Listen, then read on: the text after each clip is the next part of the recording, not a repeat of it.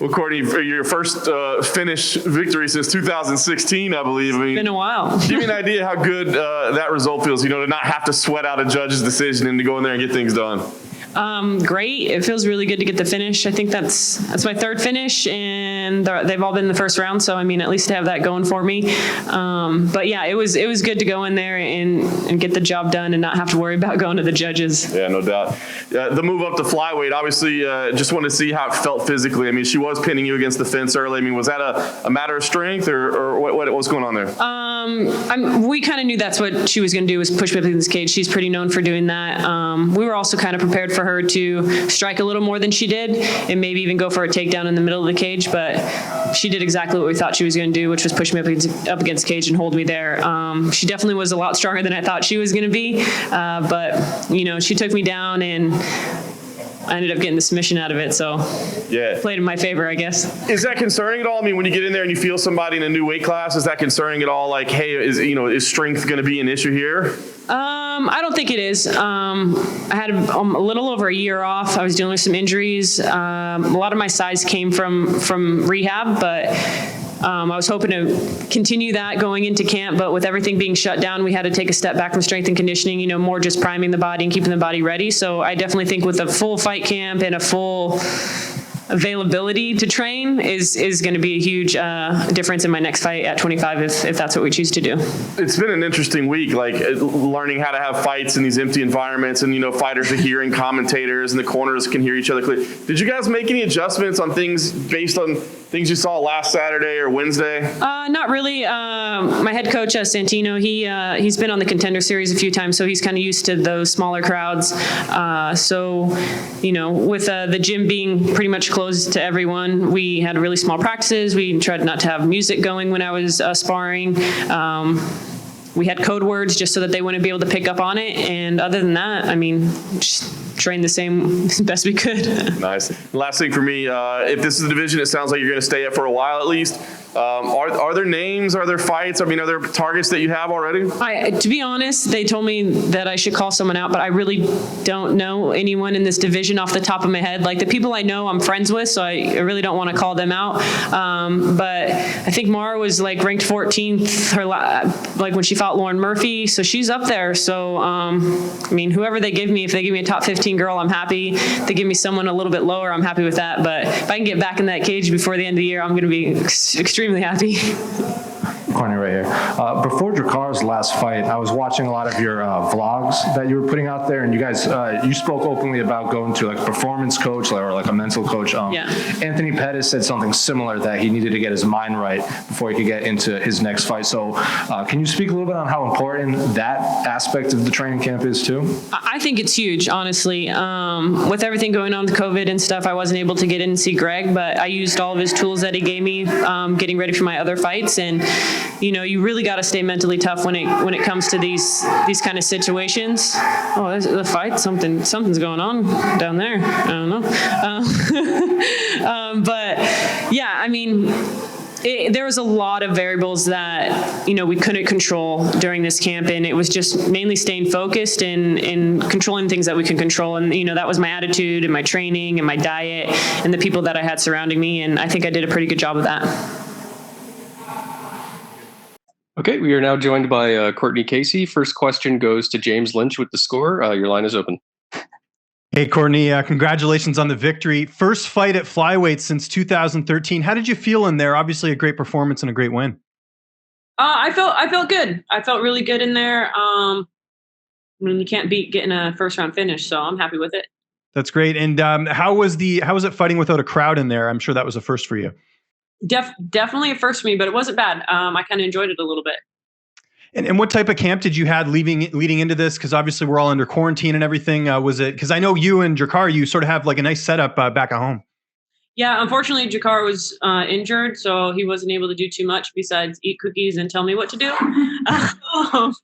But I was able to get in with my coaches. Siege MMA is right down the street. Luckily, I was able to get in with them. They've been awesome throughout this camp.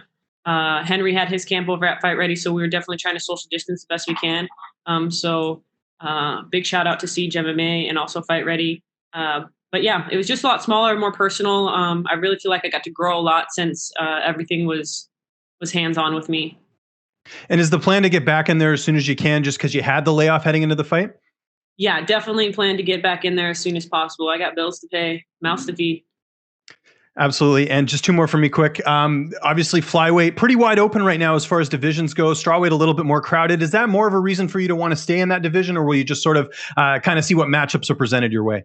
I'll kind of see what matchups are presented my way. I like 25, though. I could take a lot more short notice fights at 25 than I can at 15 now, getting older. So if they give me a 15-pound fight, it's going to be a long camp. But 25, anytime.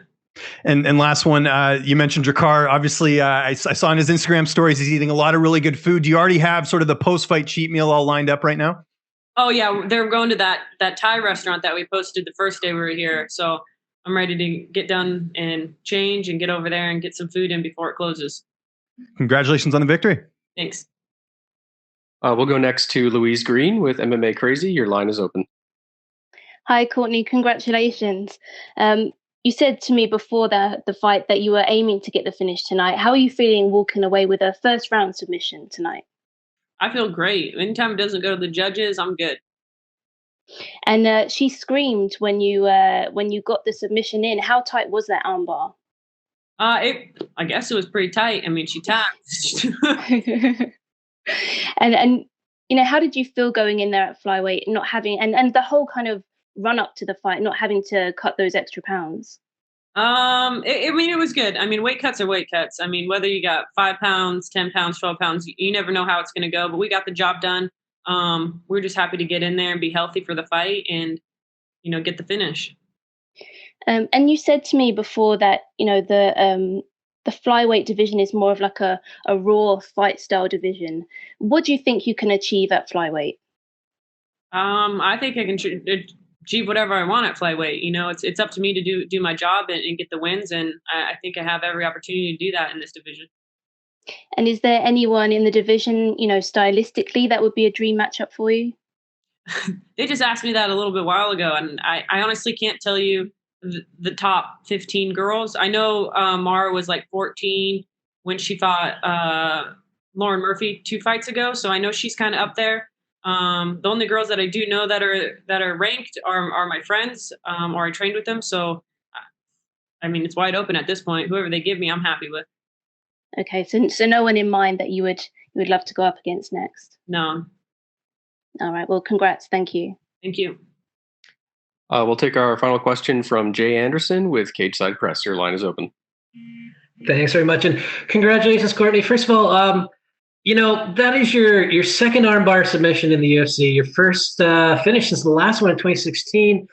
Is that something that you've been working on a lot? Is it kind of your go-to? I think Randa was actually a verbal submission as well. I can't say that it's a go-to. I mean, it's one of your basic submissions that you learn from white belt. So, I mean, if they give it to you, I'm taking it. Whether it's an armbar, triangle, omoplata, maybe get a twister in there here and there. I don't know, but they give it to me, I'm taking it. So she gave it to me. Definitely a good one today. And I know we talked a little about going up to flyweight. Obviously, when you're cutting weight, you're putting some weight back on before you actually step in the octagon. The difference between your weight tonight and, fighting when you're a strawweight, how much was the actual difference? Probably not that much, to be honest with you. Maybe 5 pounds, maybe 6 pounds, 5 to 6 pounds. So, I mean, really not that much considering. I definitely put on more weight when the weight difference from 15 to what I stepped in the cage in at 15 than 25 to now. I don't think it's about. I think I put on more weight fighting at 15. Now tonight, coming out, you wore the Walt Harris Anaya T-shirt, and I don't know if you know them personally or not, but I was wondering if you could just speak a little about that. To be honest, I fought on a few cards with Walt. I know him pretty well. I mean, not that we're friends or anything like that as far as like we go to barbecues and stuff together, but I know him as a fighter. I know him as an athlete and a competitor. I just want to show as much support as I could. If there was fans here, there would be Anaya shirts everywhere, which it should be, but unfortunately it's not possible tonight. Where I do my job and support the best I could here at the stadium. Okay, and last one from me. I mean, I know you've talked about staying ready. Do you have any time frame moving forward? And I think we spoke before. You mentioned Fight Island. You'd be down for that. Yeah. I mean, I need a week with my family, my friends. I want to celebrate my birthday and Mother's Day, and man, I'll be back in there as soon as I can. All right. Well, best of luck. Congratulations tonight. Thank you. Thanks, Courtney. You are good to go. Thanks. Done, guys. Let's go eat some food. All right. Oh, my cheesecake. Oh my God.